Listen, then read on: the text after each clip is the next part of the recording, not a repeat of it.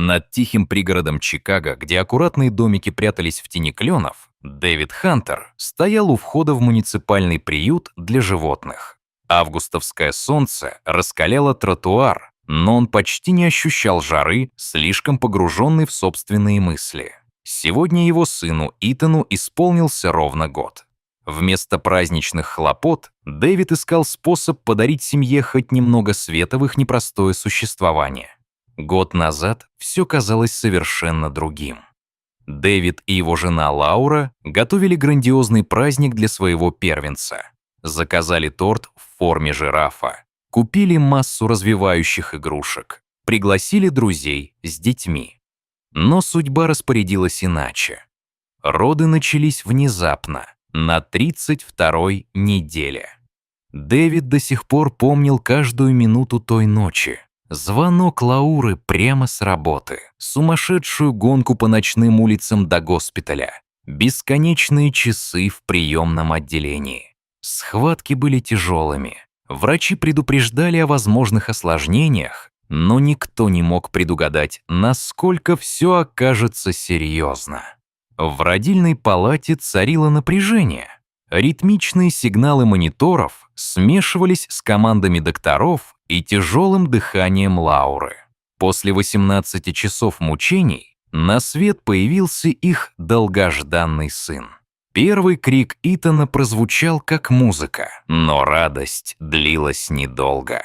Дэвид заметил тревогу на лицах врачей еще до того, как малыша унесли. 2 часа в комнате ожидания показались вечностью. Когда к нему подошел нейрохирург с серьезным выражением лица, слова прозвучали как приговор. Повреждение спинного мозга в результате осложненных родов. Нижняя часть тела ребенка парализована.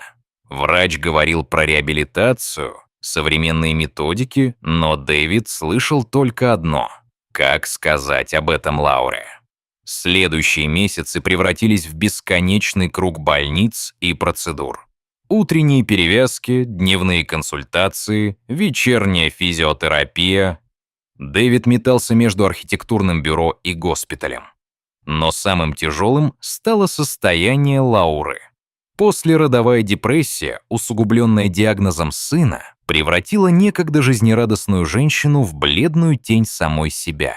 Она часами сидела у Анатыди у окна детской, механически выполняя инструкции медсестер, но внутренне словно отсутствовала. Психотерапевт назначил антидепрессанты, но казалось, что лекарства только усиливают ее отчужденность. Дэвид искал выход. Ночи напролет он читал истории других семей, консультировался со специалистами, перепробовал множество советов. Именно тогда он наткнулся на статью о пользе животных в реабилитации детей с особенностями развития. Детский психолог, у которого они наблюдались, поддержал идею. Собаки часто становятся мостиком между ребенком и миром. Они дают безусловную любовь и мотивацию двигаться вперед. Но Лаура восприняла идею в штыки, боялась лишней ответственности. И вот теперь, в первый день рождения сына, Дэвид решился. Приют находился в старом кирпичном здании с облупившейся вывеской. Внутри пахло дезинфектором и кормом. Десятки глаз смотрели на него из клеток, но один взгляд зацепил особенно. В углу последнего вольера сидел маленький Джек Рассел-терьер. В отличие от других, он не прыгал и не лаял, а спокойно наблюдал за происходящим. Черное пятно вокруг глаза придавало его мордочке задумчивое выражение. «Это Бадди», — объяснила сотрудница приюта Сара. «Его хозяин умер 3 месяца назад. Он удивительно спокойный для своей породы. Мы даже брали его в детское отделение. Прекрасно ладит с ребятами». Что-то в глазах Бадди тронуло сердце Дэвида.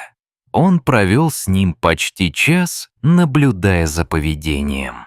Пес оказался умным, терпеливым и ласковым. Оформление документов заняло несколько часов. Анкеты, собеседование, даже письмо от психолога Итана. Наконец, все формальности были улажены, и Бадди официально стал частью семьи Хантеров. По пути домой Дэвид заехал в зоомагазин. Купил миски, лежанку игрушки, специальный поводок. Затем забрал из кондитерской заранее заказанный шоколадный торт, без украшений, но все же торт. Вечером он вернулся домой. Лаура встретила его равнодушно. «Серьезно, Дэвид? Собака? У нас и так проблем достаточно». Но прежде чем он успел ответить, из детской донесся радостный визг Итана. Малыш, лежавший в окружении подушек и аппаратуры, оживился, увидев пса. Бадди осторожно подошел к кроватке, понюхал край матраса и аккуратно лизнул ручку мальчика. Реакция Итана поразила всех. Обычно тихий и безразличный, он рассмеялся и попытался дотянуться до мягкой шерсти. Его глаза сияли, а лицо озарила первая настоящая улыбка за долгие месяцы. Даже Лаура не смогла остаться равнодушной. Она молча наблюдала, как пес осторожно взаимодействует с ребенком. В последующие недели в доме произошли перемены. Бадди подстроился под режим Итана. Просыпался до приема лекарств, всегда был рядом во время упражнений. Особенно важно было то, как он помогал при болезненных процедурах. Стоило мальчику заплакать, пес тихо подходил и клал голову ему на колени. Это успокаивало лучше любых слов. Через 3 месяца случился первый прорыв. На занятии физиотерапией Итан, тянувшись к Бадди, самостоятельно перевернулся на живот. То, чего не удавалось достичь месяцами, произошло благодаря желанию поиграть с другом. Этот успех вдохнул надежду в семью. Лаура начала посещать курсы по работе с терапевтическими собаками, узнавала, как использовать общение с ними для упражнений. Постепенно ее депрессия стала отступать. В доме снова зазвучали детский смех, лай и тихие колыбельные.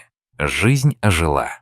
А однажды, в холодное ноябрьское утро, Бадди настойчиво залаял. Родители заглянули в детскую и замерли. Итан, держась за поручни, установленные вдоль стены, пытался сделать первые шаги. Ножки дрожали, но глаза горели решимостью. Бадди шел рядом, готовый поддержать. Лаура закрыла лицо руками, сдерживая слезы. Дэвид обнял ее за плечи. Первый шаг. Второй. Это был переломный момент. Ко 2-му дню рождения Итан уже мог передвигаться с помощью ходунков, а Бадди неизменно был рядом. Врачи называли его «прогресс исключительным». История семьи Хантеров привлекла внимание медицинского сообщества. В одной из детских клиник Чикаго открыли программу реабилитации с участием собак. Дэвид стал активным участником родительских групп поддержки, а Лаура вернулась к работе учительницей, ведя занятия для детей с особыми потребностями. Бадди, маленький пес с черной отметиной у глаза, стал не просто домашним любимцем, а настоящим героем семьи. Он помог мальчику встать на ноги и вернул родителям веру в будущее. Дополнительные месяцы и годы добавили новых глав к их жизни. Программа при клинике расширилась. Другие семьи приходили знакомиться с Бадди и учиться у него. А Дэвид и Лаура проводили благотворительные вечера для сбора средств на обучение терапевтов собак. Иногда возвращались тревожные моменты. Тяжелый грипп, месяцы интенсивной терапии, страх рецидива. Но семья уже знала, как держаться вместе. Бадди спал у изголовья Итана, и его теплое присутствие снова и снова становилось тем якорем, что удерживал их на плаву.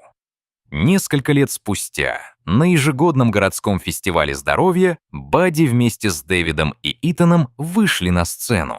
Маленький терьер, почетно одетый в жилет волонтера, гордо встал рядом с мальчиком, который уже уверенно держал в руках микрофон и рассказывал маленькую речь о том, как важно не сдаваться. Аплодисменты раздались громкие и теплые. Люди подходили, чтобы пожать руку, поблагодарить и сфотографироваться. Лаура стояла в сторонке, глаза блестели от слез. Это были уже не те слезы отчаяния, а слезы гордости и благодарности. Бадди прожил с ними долгую и полную событий жизнь. Когда сестры-врачи отмечали его возраст и заслуги, семья посадила в саду маленькое дерево в его честь. И когда пришло время прощаться, когда старые кости стали болеть, а движение медленнее, Вся улица, кажется, переживала вместе с ними. Итан, уже школьник, тихо усадил своего друга на подушку и прошептал слова благодарности.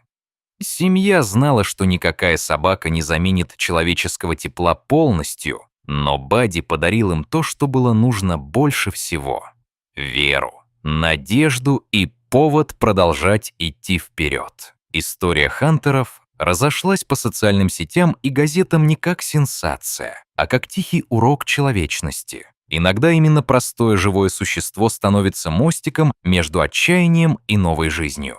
Их дом остался тем местом, где смех и забота переплетались с упорным трудом, где каждое достижение Итана отмечалось как общая победа. И когда на пороге нового учебного года Итан надел в школу свой первый рюкзак, на ремне его висела маленькая бирка с выгравированной буквой «Б» в память о том, кто дал ему первые шаги.